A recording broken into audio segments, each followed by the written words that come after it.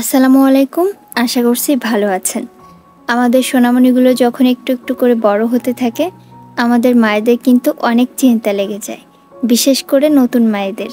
কিভাবে তাদের খাবারটা তৈরি করব, কোন খাবারটা দিলে আমার বাচ্চাটা সঠিক পুষ্টি পাবে এবং কিভাবে খাবারটা রান্না করলে বাচ্চার মুখে রুচি বাড়বে এবং তৃপ্তি সহকারে খাবে, কি তাই না? এই চিন্তাগুলো আমাদের 6 মাস থেকে যখন আমরা একটু একটু করে সলিড শুরু করি তখন থেকেই শুরু হয়। তো আমার মেয়ের জন্য আজকে আমি একটা খাবার রান্না করব, ভাবলাম আপনাদের সাথে শেয়ার করি। আমার মেয়ের বয়স 10 মাস। সে খুব তৃপ্তি সহকারে এই খাবারটা খায়। তো এই খাবারটা কিন্তু আপনারা 7 মাস থেকেই শুরু করতে পারেন।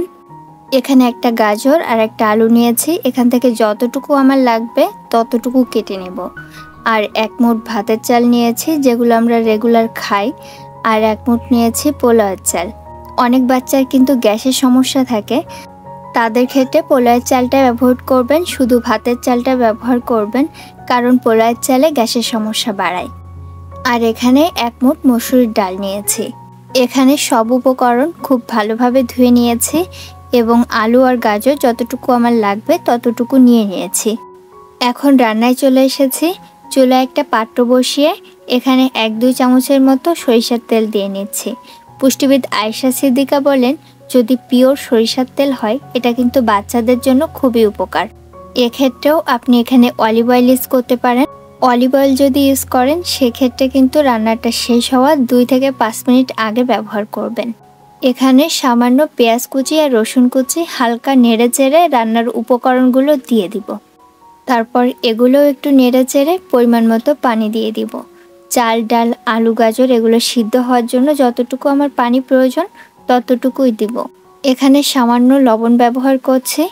আমার বাবুর বয়স যেহেতু 10 মাস, সেহেতু আমি এখন থেকে অল্প অল্প করে লবণ দেওয়া শুরু করেছি, কিন্তু খুবই সামান্য।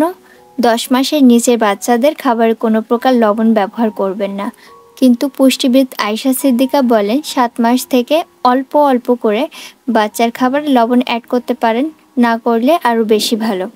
তারপর এগুলো সিদ্ধ হয়ে যাওয়ার পর এখানে আমি একটা ডাল ঘুটনার সাহায্যে ব্লেন্ড করে নিচ্ছি। 6 থেকে 8 মাসের বাচ্চাকে কিন্তু আপনারা এই খাবারটা ব্লেন্ড করে খাওয়াবেন। আমার খাবারটা তৈরি হয়ে গেল, আর এখন এটা আমার মেয়েকে খাওয়াবো। আমি এই খাবারটা ওকে কোনো সময় সকালে দিই, আবার অনেক সময় দুপুরে দিই, রাতেও দিই।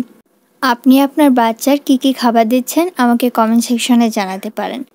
ভিডিওটি ভালো লাগলে চ্যানেলটি সাবস্ক্রাইব করে পাশে থাকবেন। আজ এ পর্যন্তই। আল্লাহ হাফেজ।